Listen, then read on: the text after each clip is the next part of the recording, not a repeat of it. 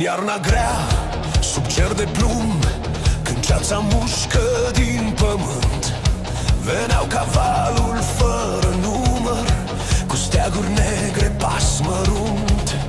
Dar țara mică nu se pleacă, nici când e frig, nici când e greu. Pe câmpuri arse, drumuri strâmte, Ștefan își scrie planul său. A ales locul, a citit pământul, ascunși și-au fost țăranii toți. Strategia scrisă în iarnă, cu sânge, foc și patrioți.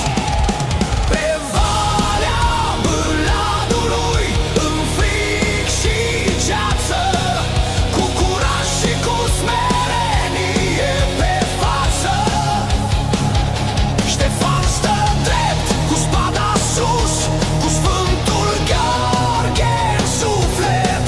Dușmanii pierd tot la ce-au visat, la podul înalt Moldova a triumfat. Moldova a triumfat.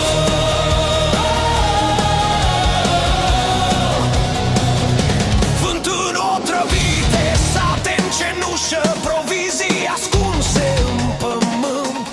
Ștefan dorește otomanii să fie slabi, să fie frânți. I-a tras în vale, în mlaștină rece, unde caii nu pot fugi, în ceață groasă, fără margini, unde nu se vede zor de zi.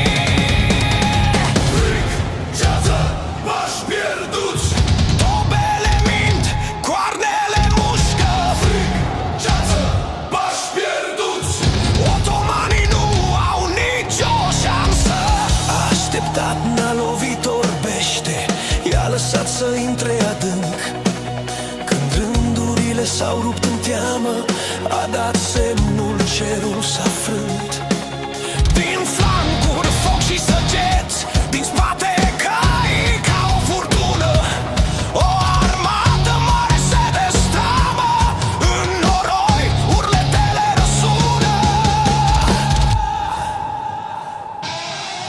Pe valea Bârladului, în frig și ceață, cu curaj și cu smerenie pe față, Ștefan stă drept, cu spada sus, cu Sfântul Gheorghe în suflet.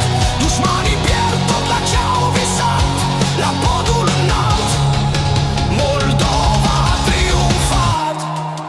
Nu numărul a fost puterea, ci curajul, strategia și credința. Și în iarnă în Vatican s-a auzit că la răsărit există un zid.